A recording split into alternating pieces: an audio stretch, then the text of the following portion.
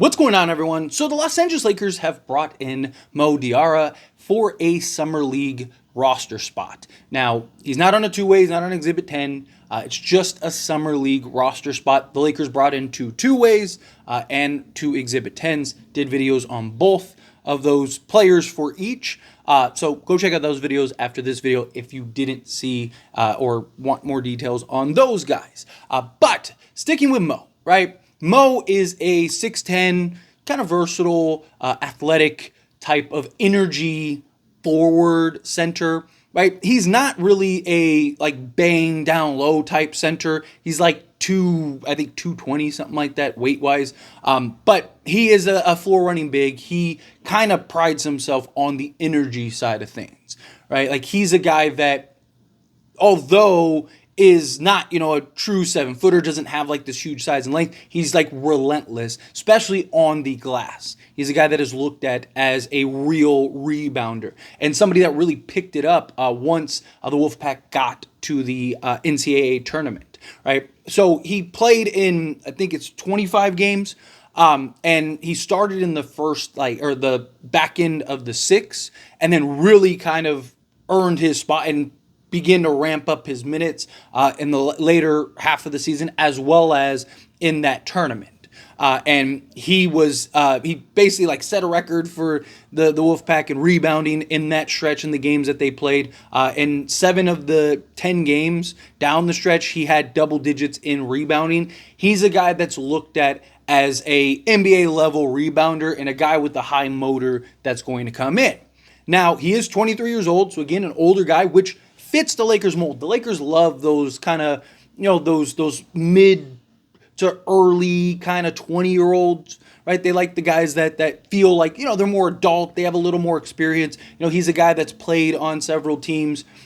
He was on a JUCO team several years ago. He was actually the #1 prospect out of a JUCO team, Missouri, and then went to the NC Wolfpack, in which they thought he may come back, but he ended up declaring for the draft, and he ended up going undrafted.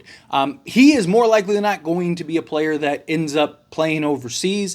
I don't necessarily think that the Lakers are going to bring him on, if I'm being honest, or even on a two-way. Maybe if they bring in Castleton, because the way it's looking, the way it's shaping up, is that the Lakers are giving this is Castleton's moment of sort of make or break. This is Castleton's opportunity to show in Summer League, okay, I'm ready to be and make the actual NBA roster. I don't think he'll necessarily be our first backup big behind Anthony Davis, probably be more of our third big man, right? So you'd have AD, let's say you sign a Valanciunas, and then you bring in Colin Castleton as that third big, and then on nights where, say, AD or LeBron, they end up missing. Okay, let's say LeBron misses, right? Well, then AD can slot to the 4. You can bring in, say, Valanciunas at the starting 5, and then now Castleton is the immediate backup on those nights. And then same thing, AD misses, Valanciunas steps up alongside LeBron, and then you got Castleton as your primary backup. That's kind of the direction and what it appears to be. I don't know this shit, and it's just kind of what we've seen, is that Castleton, he's the guy that they're looking to maybe potentially move up. And then if he ends up moving up, then maybe if Mo has a good summer league, because that's kind of what this is about, right? Like, this is your moment. We're giving you a chance, my guy. Like, you ball out, you show that energy, you show that hustle, you show that ability to be a real rebounder, then maybe they bring him in on a two-way, kind of let him kind of build and develop in the program, especially if you're moving Castleton up, right? It makes sense to kind of bring in a big man to get the opportunity that now you can develop and grow him.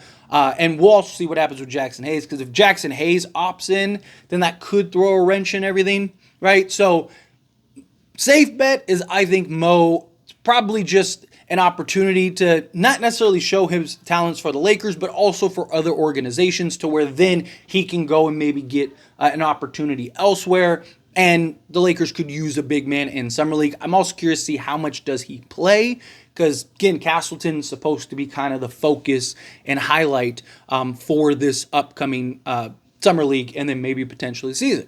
But sticking with Mo as far as the player and what he could potentially provide. Again, he is definitely a development big, right? And the reason he fell and went undrafted is because you could argue lack of opportunity, right? He probably always was going to be a second round pick, just given, how many years he's been in college, the age at 23, soon to be 24, and then also just he's not really elite in any specific area other than potentially rebounding, right? Like he's not a guy that, you can dump the ball down to and he can go to work, right? He's not a guy that can step out and shoot the three ball. He's not a three-point shooter at all, right? So he is kind of your just lob threat, floor running big that can offensive rebound, right? So think of like an Andre Drummond, right?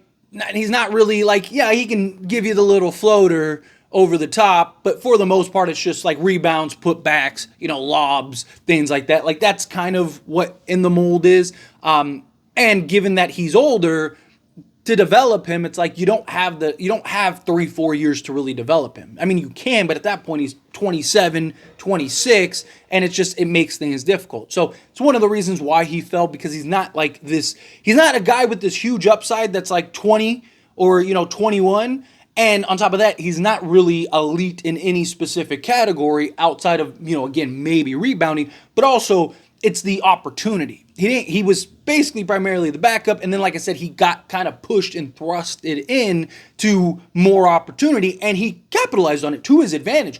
And he stepped up big in the tournament, which shows that he wasn't afraid of the moment. He was actually better in the moment, and he was a big contributor on their run. But again, it's just, how do you know if that is just like, hey, he had a good stretch, right? Or is that like the signal of like him potentially being a real piece, maybe a real rotation piece at some point?